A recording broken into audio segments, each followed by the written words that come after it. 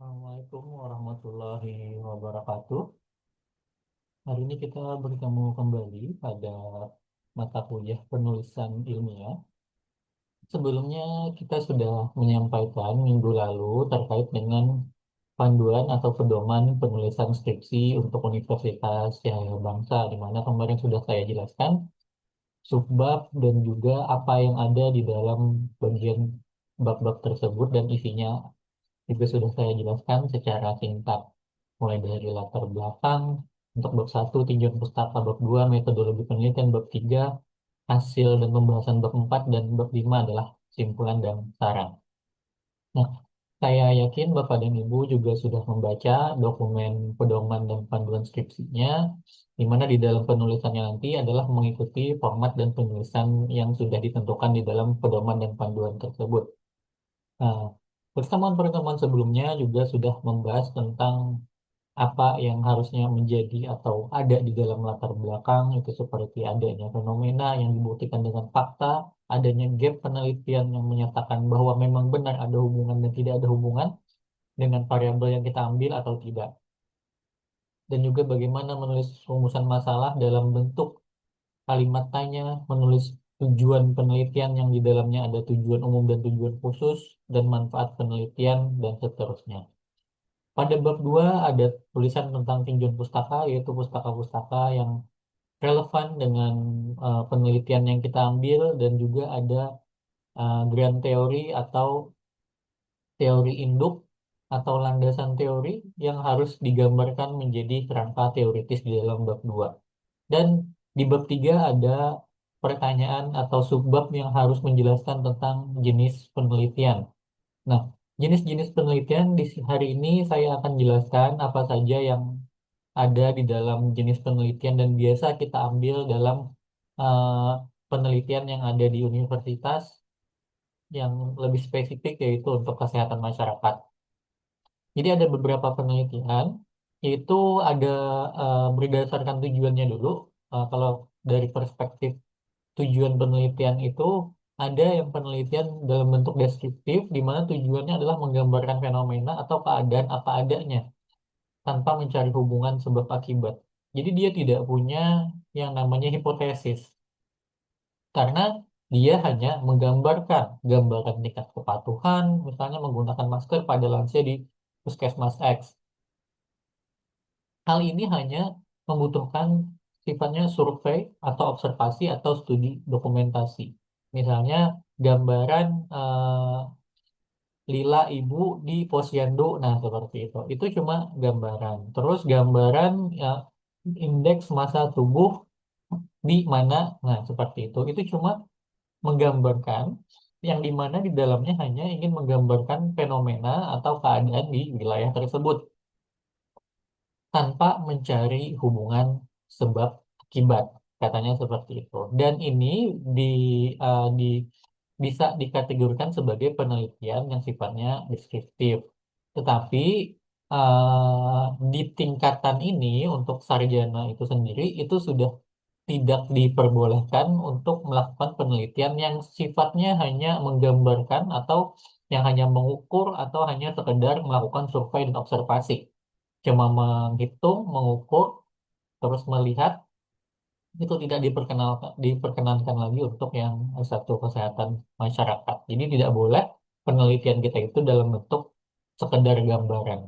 Tetapi tadi juga harus mencari hubungan. Nah, selanjutnya itu adalah penelitian eksplanatif atau asosiatif. Nah, ini yang di tingkat S1 itu diperbolehkan, yaitu menganalisis hubungan antara variabel, bisa korelasi atau sebab akibat. Jadi bisa pengaruh atau hubungan. Jadi pengaruh dan hubungan itu bahasanya adalah, kalaunya hubungan itu korelasi, kalaunya eh, pengaruh itu adalah sebab akibat, seperti itu ya. Jadi sebenarnya sama aja mau pengaruh atau korelasi, yang pada akhirnya penelitian dengan judul pengaruh dan korelasi akan menggunakan uji yang sama, paling chi-square seperti itu. Tetapi pada eh, proses statistik sebenarnya, misalnya penelitian kita tentang pengaruh, bisa saja kita menggunakan uji T yang sifatnya eksperimen atau menggunakan uji uji regresi dan yang lainnya itu bisa dinyatakan dalam pengaruh. Tetapi kebiasaan di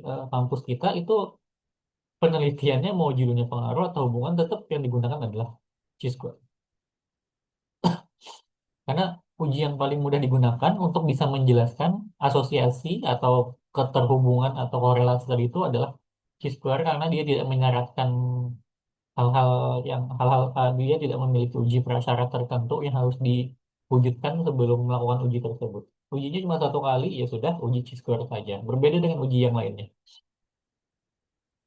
Selanjutnya ada yang sifatnya eksperimen. Eksperimen di sini menganalisis hubungan antara variabel bisa korelasi, meneliti pengaruh atau perlakuan. Jadi bedanya antara yang asosiatif dan eksperimen tadi itu, kalau yang eksplanatif atau asosiatif itu nggak ada intervensi sama sekali, cuma sekedar menanyakan dan hasil pertanyaannya dan jawabannya nanti akan coba diasosiatifkan atau dikorelasikan. Apakah bila orang menjawab A akan berhubungan dengan variabel sebelumnya atau tidak seperti itu. Itu kalau yang asosiatif.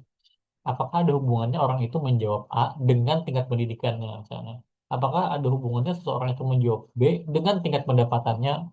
Nah, penelitian eksplanatif atau asosiatif adalah menghubungkan tadi itu mencoba menjelaskan bahwa ada hubungannya nggak nih tingkat pendidikan orang atau pendapatan orang ini dengan dia menjawab puas tidak puas atau dia berperilaku baik atau tidak baik seperti itu. Sering menggunakan regresi, korelasi, dan chi-square. Nah, yang selanjutnya itu ada eksperimen atau kuasi eksperimen. Meneliti pengaruh perlakuan. Di sini kita melakukan sebuah pengujian kepada sebuah metode atau sebuah alat atau sebuah treatment atau apapun itu dan terhadap hasil tertentu. Jadi ini contohnya pengaruh konseling gizi artinya yang diuji di sini adalah konseling gizinya. Pengaruh konseling gizi terhadap peningkatan asupan zat besi pada masa remaja putri. Nah, karena ada perlakuan di sini dalam bentuk konseling gizi, maka harus ada kelompok yang di treatment atau kelompok yang diintervensi dan kelompok yang kontrol atau kelompok yang tidak dilakukan intervensi sebagai pembanding. Jadi dia akan membandingkan apakah remaja putri yang kena konseling dan remaja putri yang tidak kena konseling itu terjadi perbedaan asupan zat besi atau tidak. Jadi seperti itu. Untuk bisa menyatakan bahwa konseling gizi ini eh, ada pengaruhnya.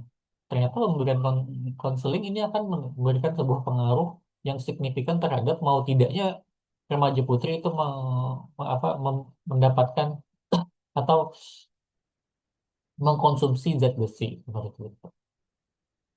Bisa saja bentuk intervensinya bisa dalam bentuk apapun, misalnya kayak dalam bentuk edukasi, dalam bentuk video, poster, dalam bentuk konseling, dalam bentuk penyuluhan dan lain-lain itu bisa dilakukan penelitian. Tapi subjek penelitian di sini adalah metode tersebut, bukan manusianya.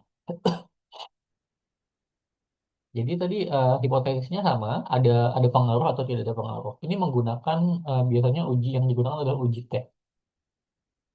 Terus yang keempat, kalau berdasarkan tujuan tadi itu ada yang mau mencari hubungan, ada yang mau cuma menjelaskan secara deskriptif, ada yang mau menguji sebuah metode alat atau apapun itu, dan yang terakhir ada evaluasi namanya, menilai efektivitas program, kebijakan, atau kegiatan tertentu.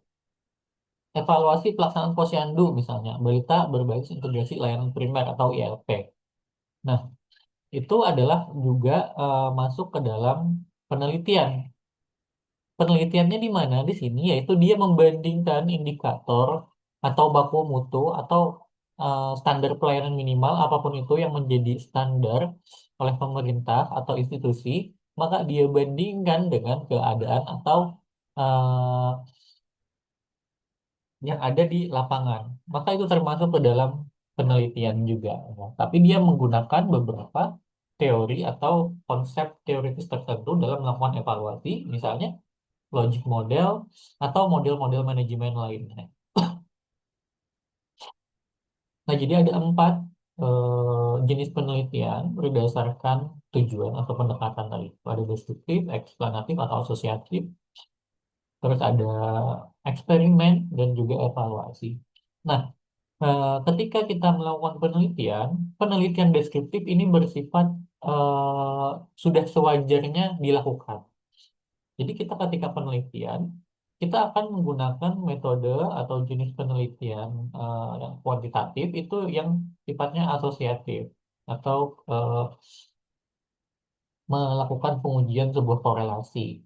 Tetapi dalam melakukan pengujian sebuah korelasi, penelitian yang sifatnya deskriptif juga dilaksanakan. Karena tentunya ketika kita mengambil beberapa variabel untuk dilakukan penelitian asosiatif, juga mau tidak mau kita juga harus melakukan analisis yang sifatnya deskriptif. Jadi ada dua bentuk eh, proses analisis penelitian yang dilakukan, ada deskriptif dan asosiatif, atau yang disebut sebagai univariat dan bivariat. Jadi keduanya tetap dilaksanakan. Nah, mahasiswa tidak diperbolehkan untuk mengambil satu aja seperti ini, satu aja deskriptif. Maka itu terlalu dangkal penelitiannya, maka dilakukanlah mengambil dua jenis penelitian sekaligus. Di mana ketika kita melakukan penelitian yang sifatnya asosiatif, maka secara otomatis kita juga melakukan penelitian deskriptif seperti itu. Jadi di dalam hasil penelitian di bab 4 itu akan ada hasil penelitian berdasarkan hasil analisis deskriptif dan analisis yang sifatnya asosiatif seperti itu. Selanjutnya berdasarkan pendekatan, di sini ada kuantitatif dan ada kualitatif dan ada mix. Mix ini biasanya jarang dan eh, terlalu merepotkan kalau hanya untuk sekedar membuat sebuah karya tulis di mana eh, peruntukannya hanya untuk kepentingan administratif dan lulus kuliah, sebaiknya penelitian itu dilaksanakan dengan menggunakan kuantitatif. Karena biarkan data yang berbicara seperti itu. Kalau kualitatif juga agak terlalu effort di dalam proses penelitian, di mana di sini harus melakukan penggalian makna, persepsi atau fenomena dan pendekatan secara mendalam. Wawancara dan juga proses menggali makna dalam sebuah penelitian itu sangat memerlukan waktu yang sangat panjang dan juga dalam. Maka dari itu, saya di sini memberikan saran agar penelitian itu dalam bentuk kuantitatif, biarkan data saja yang berbicara, di mana di sini ada data numerik terstruktur dan hanya menggunakan uji statistik atau matematis, di mana yang dimasukkan ke dalam hasil dan pembahasan hanyalah angka yang menjadi sama dengan atau hasil dari penelitiannya. Metodenya itu sangat sederhana, survei, eksperimen, atau studi korelasi. Instrumen yang digunakan hanya kuesioner dalam bentuk skala Likert atau formulasi data atau dalam bentuk numerik silakan. Jadi dalam bentuk kuesioner saja sudah selesai. Atau dalam bentuk data sekunder hasil ukur sesuatu atau apa itu diperbolehkan. Jadi lebih ringkas, lebih cepat. Kalau yang kualitatif itu dia menggunakan wawancara mendalam dan juga observasi partisipatif dan juga FGD. Kenapa kualitatif ini lebih rumit? Itu dikarenakan dia harus lebih pandai bercerita dan menghubungkan cerita tersebut kepada hasil-hasil penelitian sebelumnya. Ini kesulitan bagi mahasiswa reguler biasanya. Dan juga untuk melakukan penelitian kualitatif, artinya orang yang menjadi instrumen dalam penelitian tersebut adalah si peneliti yang bersangkutan. Di mana peneliti, ketika dia melakukan penelitian tentang posyandu, ketika dia melakukan penelitian tentang puskesmas atau rumah sakit, artinya si peneliti itu sudah memiliki expertise atau keahlian di bidang posyandu, puskesmas maupun rumah sakit. Jadi jangan sampai lebih pintar si respondennya. Kalau Anda memang mau melakukan penelitian dan menjadikan subjek penelitiannya adalah posyandu, maka dalam penelitiannya yang sifatnya kualitatif, Anda harus memiliki kemampuan dan kapasitas yang sangat baik untuk bisa menggali lebih dalam seperti itu. Terus ada campuran keduanya dilakukan. Kuantitatif untuk mengukur hasil, kualitatif untuk menjelaskan mengapa ini terjadi. Berdasarkan waktu ada yang cross sectional dan longitudinal. Yang biasa digunakan adalah cross sectional. Jadi di dalam bab 3, biasanya dalam menjelaskan tentang jenis dan metode penelitian, ada penjelasan tentang jenis penelitian apa yang dilakukan, yaitu penelitian asosiatif dan korelasi untuk bisa menjelaskan hubungan antara variabel A dan variabel B. Misalnya, penelitian ini menggunakan pendekatan kuantitatif dengan jenis penelitian korelasi atau hubungan dan menggunakan pendekatan cross-sectional atau data yang dikumpulkan dalam satu waktu saja. Cocok untuk survei cepat yang dilakukan hanya paling sebulan, 2 bulan, 3 bulan. Tetapi ada juga penelitian yang sifatnya itu panjang, longitudinal, data dikumpulkan berulang dalam jangka waktu tertentu, studi pertumbuhan anak.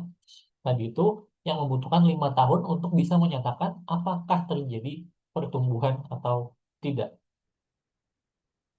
Makanya di dalam contoh penelitian yang diberikan di sini, eh, Mas tadi, pengaruh konseling gizi terhadap peningkatan asupan zat besi.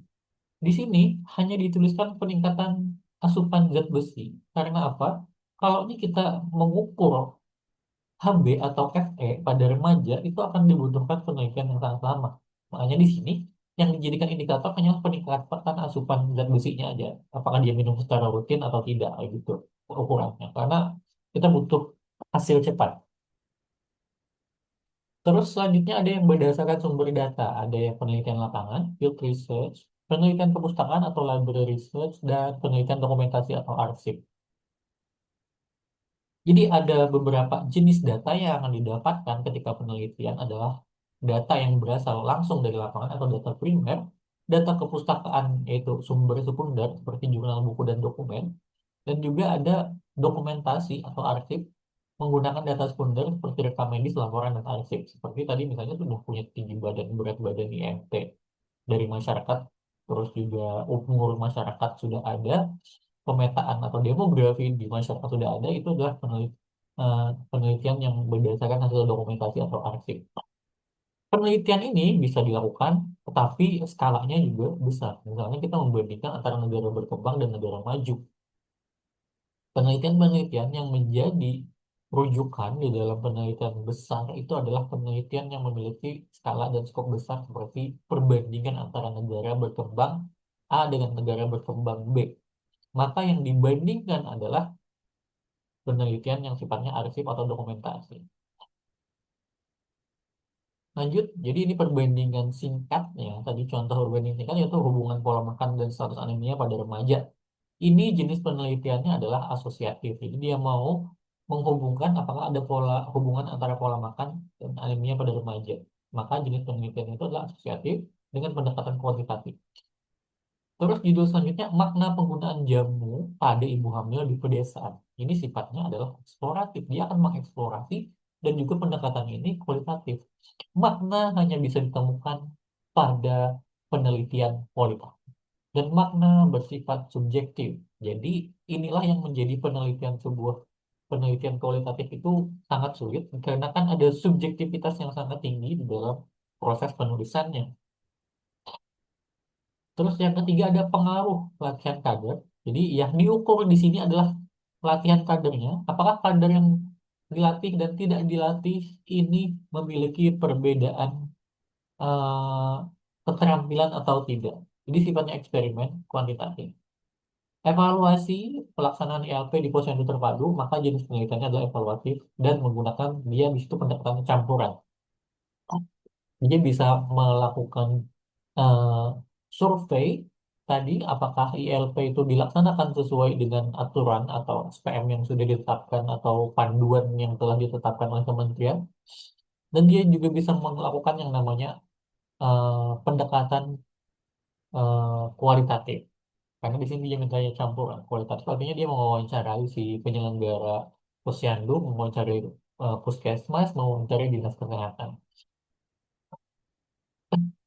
Sekarang yang paling sering kita baca di dalam jurnal-jurnal penelitian yang kita temukan adalah deskriptif analitik gitu. Jadi apa yang dimaksud dengan deskriptif analitik adalah pendekatan penulisan atau penelitian yang tidak hanya menggambarkan data atau fenomena, tetapi memberikan analisis terhadap makna, hubungan, pola, dan implikasi. Jadi kalau kita membaca jurnal, terus ada tulisan deskriptif analitik.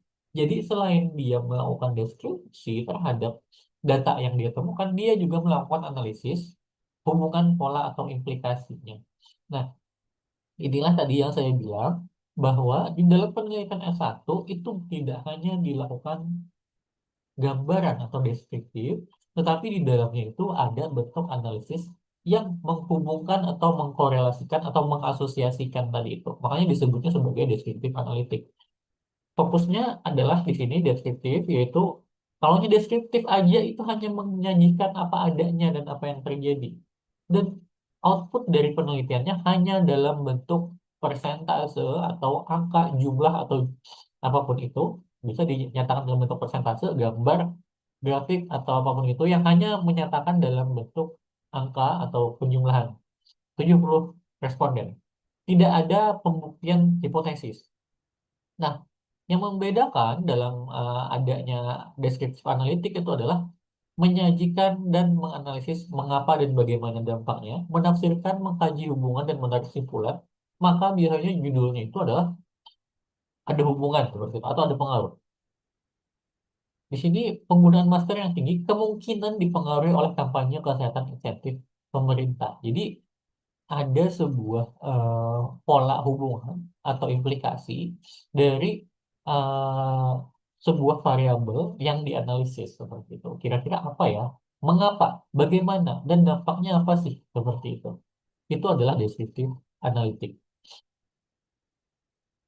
Contoh penelitian, ya kalau deskriptif saja, maka output yang dihasilkan adalah sebanyak 85% balita sudah mendapatkan imunisasi dasar lengkap. Dan tentunya angka ini itu bisa didapatkan dari dokumentasi atau laporan atau arsip dari puskesmas maupun dinas kesehatan setempat. Ya udah cakupan imunisasi dasar lengkap kita itu segini. Dan itu sudah menjadi target capaian dari setiap institusi kesehatan yang ada di kita. Maka dari itu, kemarin ada yang bilang bahwa itu tidak lagi diakui sebagai penelitian, karena itu sudah menjadi sebuah kewajiban dari institusi kesehatan mengetahui angka itu. Maka dari itu, penelitian itu ditingkatkan menjadi deskriptif analitik. Sebanyak 85% balita telah mencapai imunisasi dasar lengkap. Itu adalah sebuah kewajiban penelitian menjelaskan secara deskriptif tersebut. Angka ini menunjukkan keberhasilan program studi di wilayah tersebut yang kemungkinan dipengaruhi oleh peran aktif kader posyandu dan kemudahan akses layanan kesehatan. Ada dua variabel yang dia coba hubungkan atau dia coba hipotesiskan.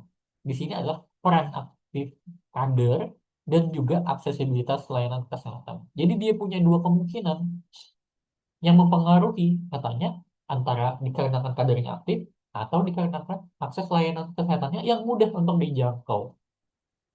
Dua inilah yang harus dia buktikan dari hipotesisnya bahwa ini memang benar kemungkinan ini ada atau tidak. Itu adalah deskriptif analitik dan yang akan dilakukan oleh Bapak dan Ibu sekalian. Selanjutnya dalam konteks metode pelayanan metode penelitian. Jika disebut penelitian deskriptif analitik, artinya penelitian yang bertujuan menggambarkan fenomena sekaligus menganalisis hubungan. Contohnya Bapak dan Ibu di sini adalah analisis faktor-faktor yang berhubungan dengan kepatuhan penggunaan APD pada pekerja pertanian di Kalimantan Selatan. Itu juga dinamakan sebagai deskriptif analitik. Selain dia menggambarkan tadi itu kepatuhan penggunaan APD, dia juga melakukan pemikiran dan memiliki hipotesis bahwa faktor apa saja yang mungkin ada hubungannya dengan hal tersebut. Oke. Nah, ada beberapa variabel di kesehatan yang sering sekali diambil oleh mahasiswa, yaitu variabel sikap.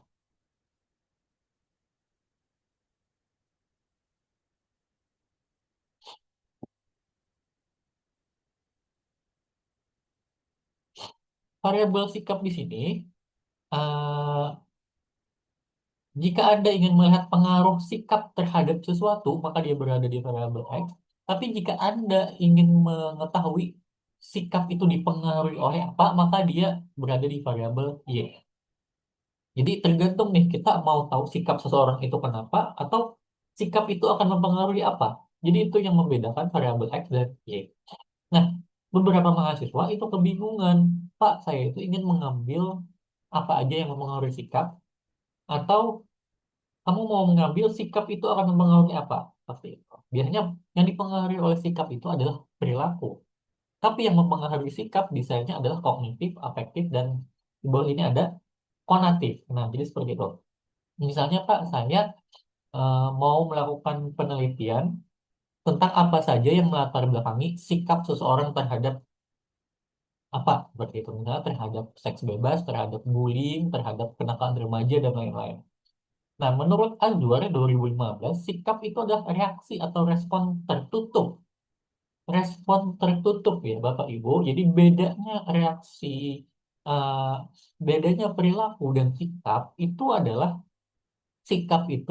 respon tertutup. Jadi dia tidak dilaksanakan hanya sebagai bentuk niat dan juga bentukan reaksi yang sifatnya tertutup. Jadi belum belum dilaksanakan. Berbeda dengan perilaku artinya sudah dilakukan seperti itu. Yang melatar belakangi sikap seseorang itu adalah pengetahuan, keyakinan, perasaan atau emosi, dan juga kecenderungan untuk bertindak. Seseorang yang memiliki sikap positif terhadap imunisasi, maka kognitifnya biasanya dia tahu bahwa imunisasi itu apa.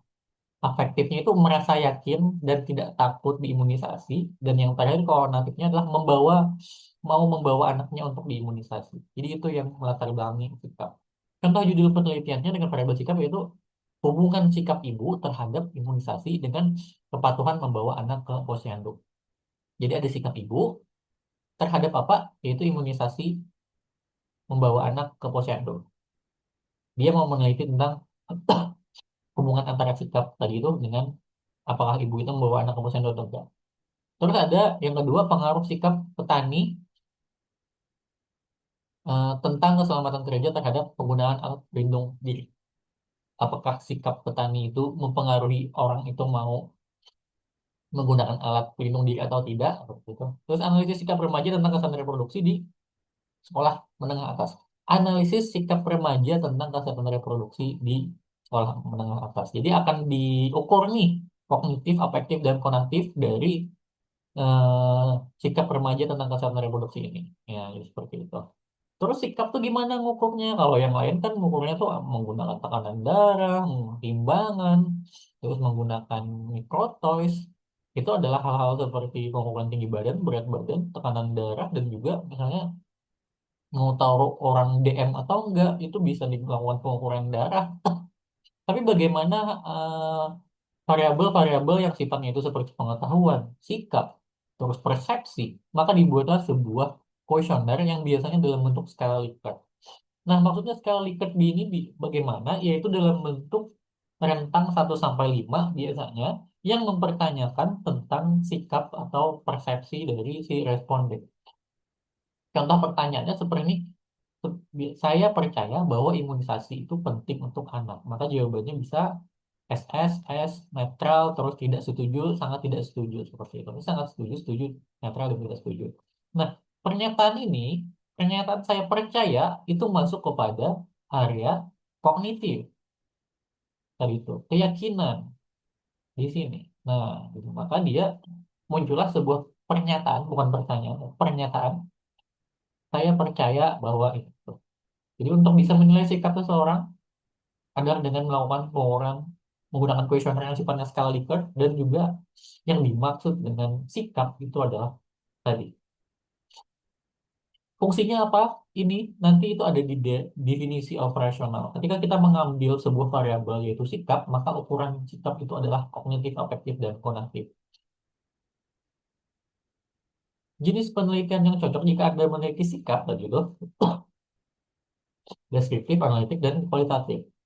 Untuk menggambarkan sikap masyarakat terhadap sesuatu, untuk melihat hubungan sikap dengan perilaku. Jadi sikap seseorang itu ada hubungannya nggak dengan perilaku. Itu menurut teorinya Green ya, menyatakan bahwa perilaku seseorang misalnya dia mau ke posyandu, dia memberikan ASI eksklusif, dia mau melakukan screening gula darah, dia melakukan screening hipertensi. Perilaku tersebut dikarenakan dia memiliki sikap yang seperti apa. Itu menurut si Green.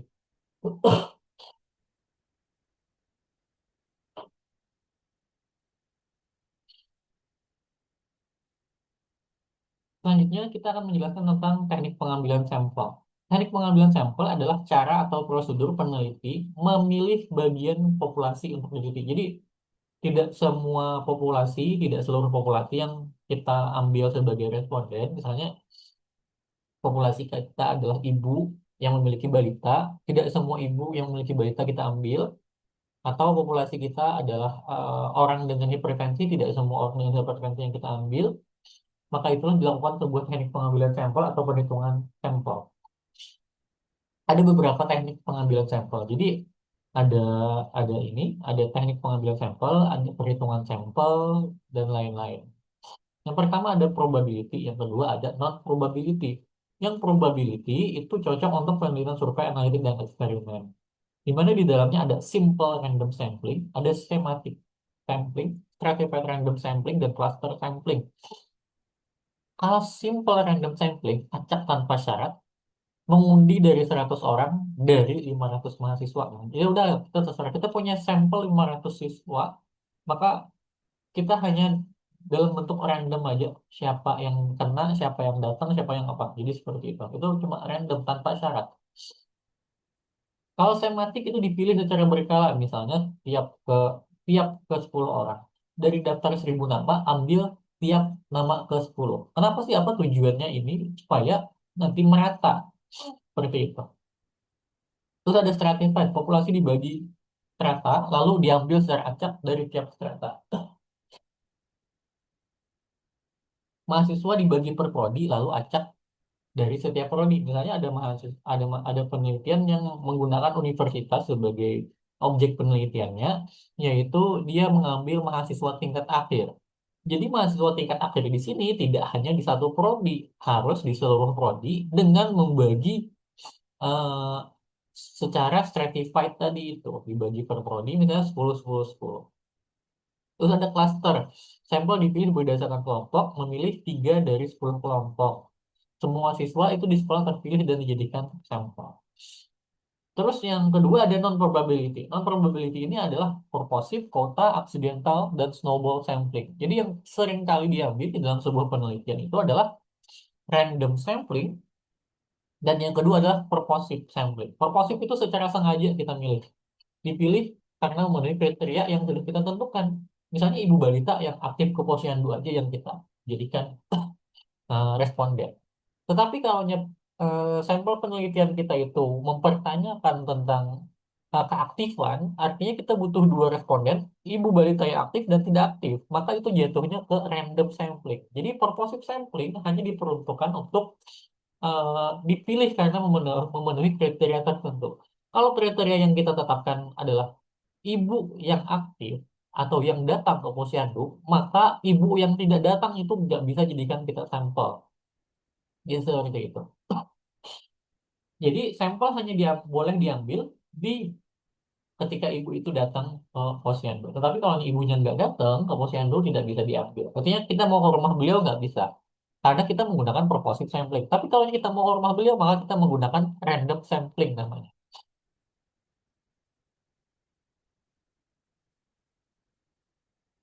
Nah, jadi tadi sampling dalam penelitian kualitatif juga ada. Itu tadi yang kuantitatif. Terus kualitatif di sini penelitian kualitatif itu bukan untuk generalisasi, tapi pendalaman informasi. Jadi berbeda dengan penelitian yang sifatnya kuantitatif, di mana ada hipotesis yang dijawab, dan dia akan menyimpulkan dari sampel yang dia temukan, dan digeneralisasikan ke wilayah populasi tersebut.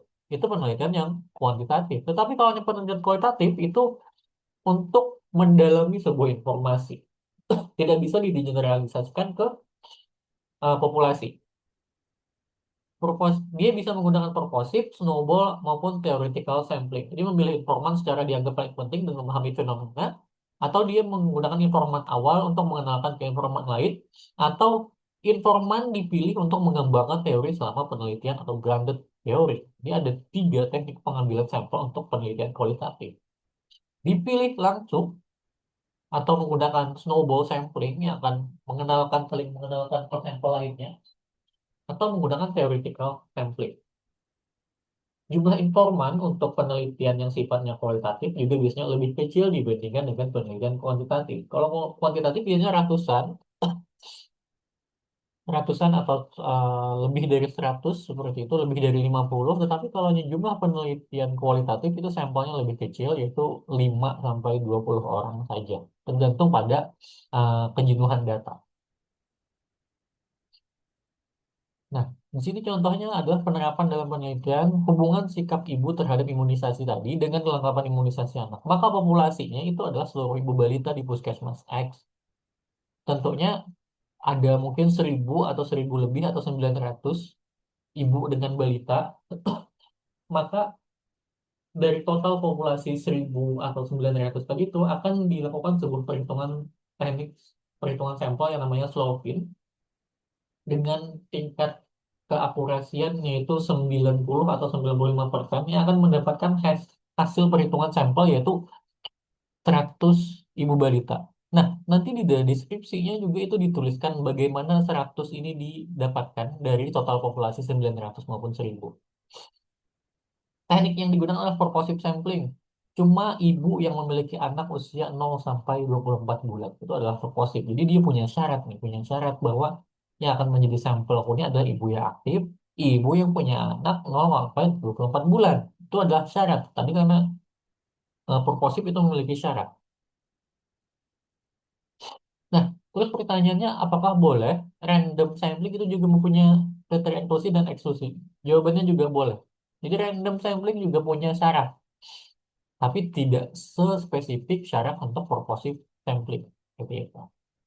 Baik, Bapak dan Ibu, materi saya sampai di sini untuk tentang jenis penelitian dan juga teknik sampling.